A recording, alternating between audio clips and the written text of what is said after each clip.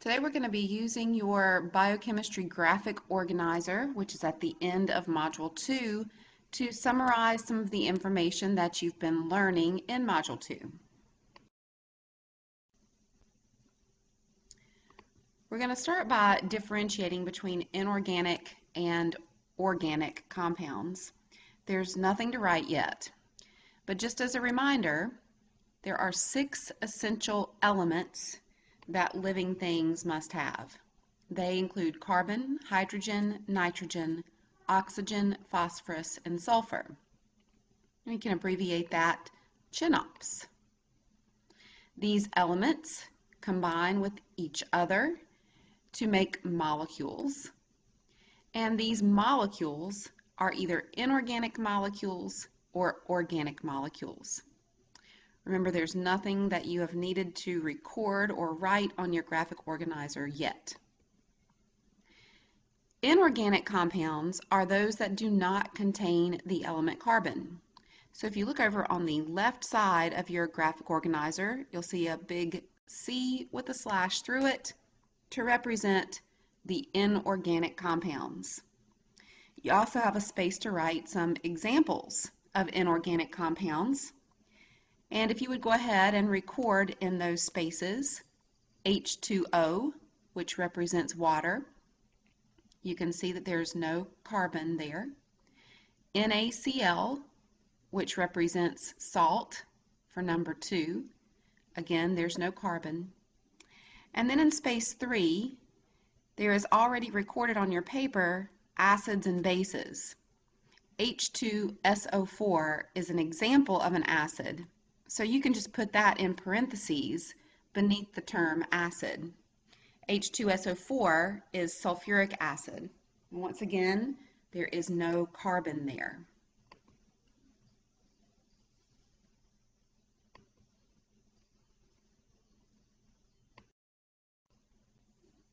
Let's take just a minute to make sure you understand one aspect of acids and bases.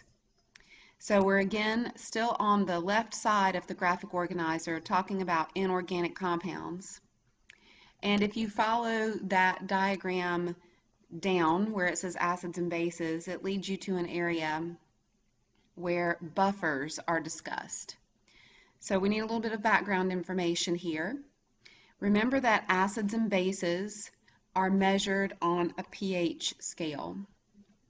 Acids have a pH between 1 and 7, 7 being neutral.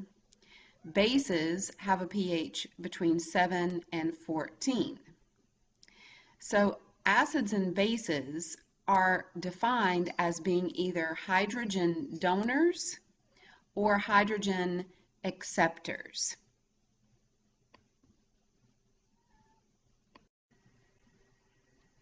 In cells, acids and bases and the pH of the cell are regulated by buffers. Buffers allow living organisms to regulate their internal environment and maintain homeostasis, which we have previously defined as a constant internal environment. On your graphic organizer, you have a space where you can write a bit of information about buffers. The first thing that you need to make sure you record is this second bulleted statement. Living things have buffers in their cells to help regulate pH. They do this by either donating or accepting hydrogen ions. And in that way, they are able to stabilize pH. At this point, you have only needed to record in your graphic organizer the second bulleted statement. Living things have buffers in their cells to help regulate pH. So if in the cell there is too much hydrogen, a buffer can accept hydrogen ions, making it less acidic, bringing the pH closer to neutral. If in the cell there is too little hydrogen, buffers can donate hydrogen ions, making the pH more acidic, bringing it closer to neutral. There are natural buffers in cells, You can also take artificial buffers. You may have seen some of these in the drugstore, Tums and Rolaids, which we typically call antacids, because they help to bring the acidity of our stomachs down when you have acid reflux, or heartburn is what we call it. So make sure in that space you have defined what buffers are and what buffers do. If you look beneath that, you will see Sturringer with a question mark. If you will look back at this statement, you will recall that buffers are important in the process of regulation. They regulate pH. So just underneath that Sturringer question mark, you need to write in the term regulation, because that is the Sturringer process that buffers help to accomplish in cells. Now we're going to transition over to the right-hand side of the graphic organizer and start looking at some organic compounds. There are 4 that are particularly important for us, and we call these the core 4. So we're going to start by taking a look at the carbohydrates, and you're going to fill in your chart as we go. Carbohydrates include the elements carbon, hydrogen, and oxygen. And if you know the chemical symbols, you can just write the chemical symbols. C, carbon, H, hydrogen, and O, oxygen. Carbohydrates are long chains built out of smaller subunits. These subunits are also called monomer units. The prefix mono means one. So you can think of this as being like a brick wall, for example, and the monomers are, you may want to write the word glucose. Glucose is the monosaccharide that is the subunit of a carbohydrate. Carbohydrates function by giving living organisms short-term energy. And by short-term, that's a period of hours or days. And they're also structural materials that make up living organisms' bodies. For example, trees are made out of wood. Wood is carbohydrate. Some specific examples of carbohydrates are sugars like glucose or sucrose, which is table sugar. Starch, you can find starch in foods like potatoes, rice, and pasta. Cellulose, which we sometimes call fiber. It's an indigestible plant material. And glycogen, which is the way animal cells store carbohydrates in their livers. There's nothing to write down from this slide, but I do want to point out a couple of really important things. If you look at the diagrams of glucose and fructose, you can see the chemical formulas. And in looking at those chemical formulas, you see that there are C's and H's and O's, the 3 elements that make up those molecules. But these molecules don't really look like that. They have a ring structure, as shown in the second diagram. The glucose and fructose are simple sugars, monosaccharides, and they can be combined to make a more complex sugar, a disaccharide called sucrose. So you can see by looking at the red arrows how that happens. The glucose plus the fructose makes the sucrose. And then at the bottom you can see how when you have a long chain of those rings, you have a molecule like starch. Starch is a molecule where you have lots of simple sugars hooked together. The next of the core 4 are the lipids. Again, you're going to go to your chart and you're going to complete the chart as we go through. Lipids also contain the elements carbon, hydrogen, and oxygen, and they are built out of smaller subunits called glycerol and fatty acids. They have a unique structure, which I'll show you in just a minute. Lipids function for long-term energy. This is how your body stores energy up for use over several days or weeks. Lipids also provide an insulating material for your organs. And lipids are very important because they help to make up the cell membrane. We all have cells, and all the cells have membranes, and lipids are an important component of those cell membranes. Some examples of lipids are fats, oils, and waxes. So there's nothing to write on this slide, but again, I want to point out some things to you. You can see by looking at the diagram, the chemical formulas of the lipids, that you are only able to find the C, the H, and the O, the three elements that make up the lipid. I want you to pay particular attention to the diagram that's in the greenish-gray box. The left side in that box represents the glycerol. It is the backbone of the lipid. And then there are three strands coming off of that backbone, making it look similar to an E. And those three strands are the fatty acids.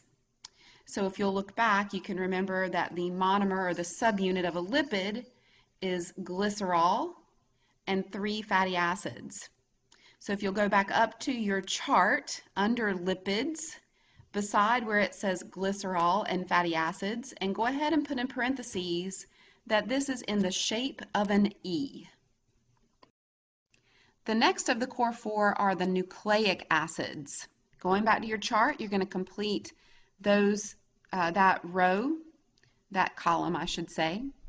The nucleic acids contain the elements carbon, hydrogen, and oxygen, along with the elements nitrogen and phosphorus. Please don't just write N and P unless you know what N and P stand for, nitrogen and phosphorus.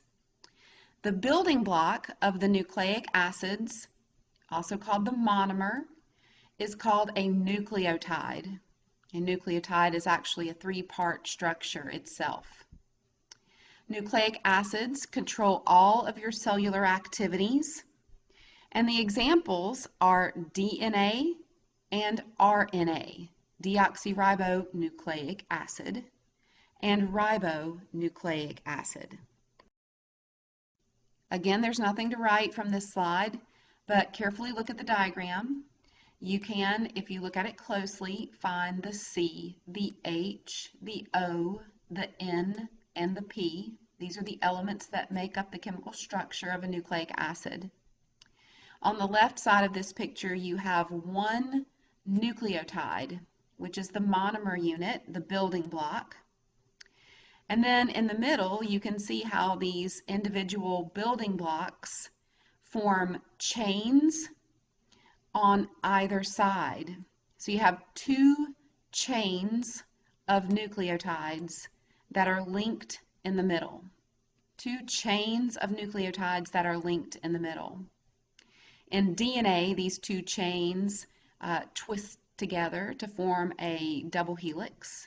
RNA only has one chain of nucleotides, and it's not helical. The last of the core four are proteins. And proteins can contain all of the 6 essential elements: carbon, hydrogen, oxygen, nitrogen, phosphorus, and sulfur. The monomer, or building block unit, is called an amino acid. Please make a note beside the word amino acid that there are 22 different amino acids.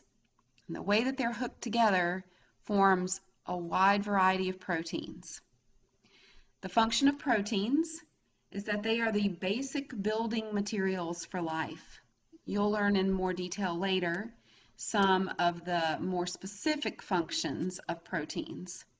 But for now, know that your bodies are made of proteins. Pigments are proteins. You have different proteins that make up things like your nails and your hair. You have proteins that are enzymes controlling your chemical reactions. You have proteins that are antibodies that help to fight off infection. So lots of different roles for proteins in a living organism. So there are some examples there: hormones, antibodies, pigments, and enzymes. Remember that I said there are 22 different amino acids. If you look at the left side of this picture, you can see that the amino acids are largely the same. They all have an amino group, a hydrogen group, and a carboxyl group. The thing that makes each amino acid different is its R group, which is why it says variant just beneath that. If you look at the elements, you can see the C, the H, the O, the N, but you're not seeing the P or the S, and those might be present in the R group, depending on which amino acid it is.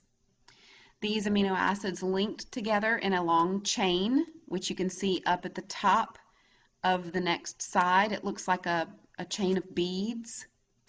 It then folds up to form a three-dimensional structure, making a protein.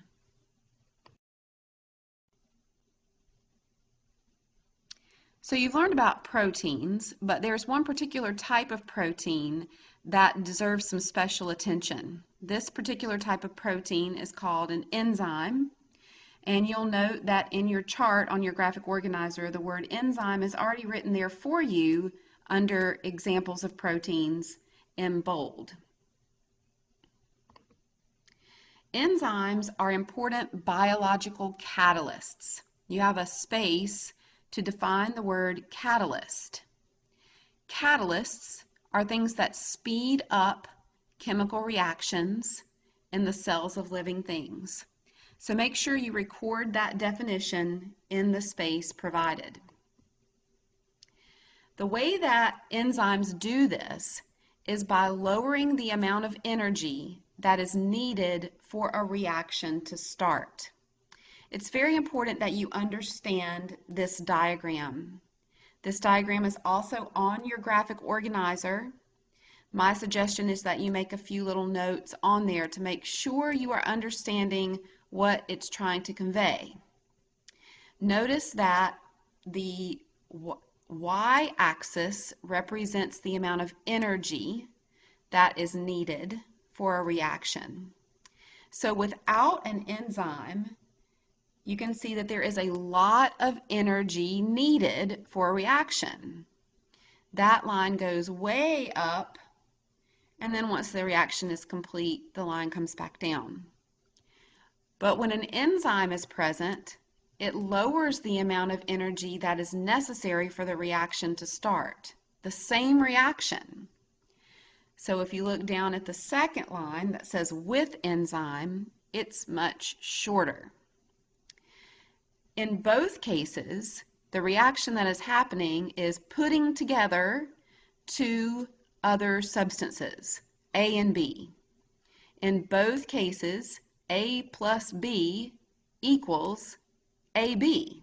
And you can see this on the chart if you look at it carefully.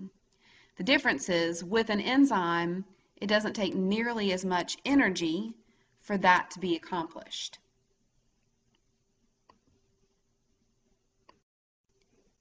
Enzymes accomplish their job through a specific series of reactions that we call an enzyme-mediated pathway. And if you look on your graphic organizer, you will see a box labeled enzyme-mediated pathway with this same diagram. In an enzyme-mediated pathway, the enzyme is either going to work to put together two substances, which we call a synthesis reaction, or break apart two substances, which we call a decomposition reaction.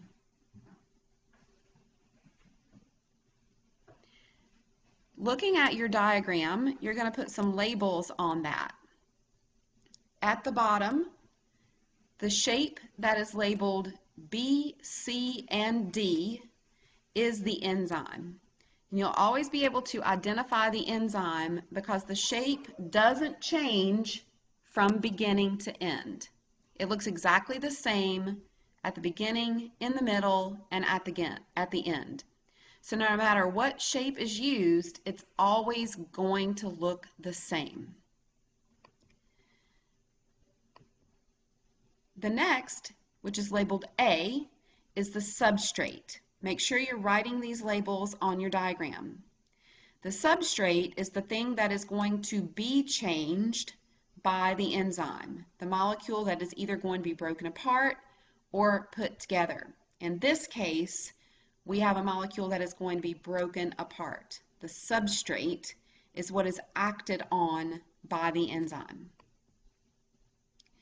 C represents the enzyme substrate complex, the two molecules that have hooked together now like a lock and key. That term is also written on your graphic organizer. Enzymes are very specific. They fit only with one particular substrate like a lock and key.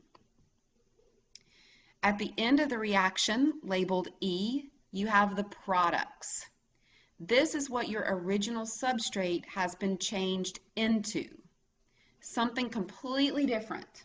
In this case, the substrate has been broken apart.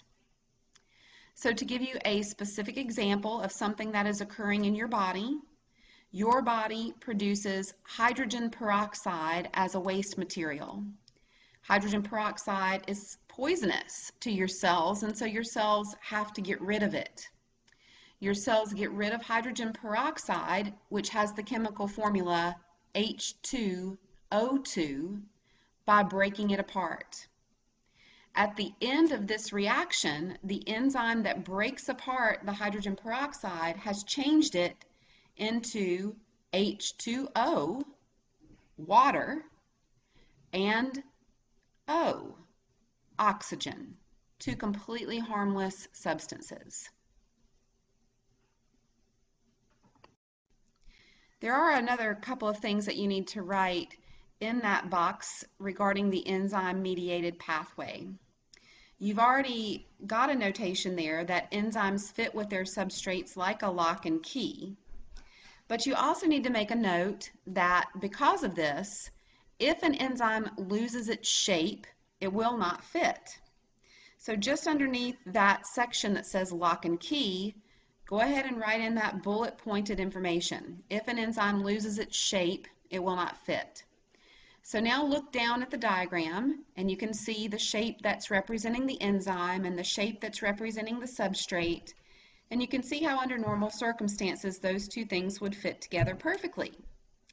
But if something happens to the enzyme, like for example if it gets too hot, then it can denature, and that is an important word to know.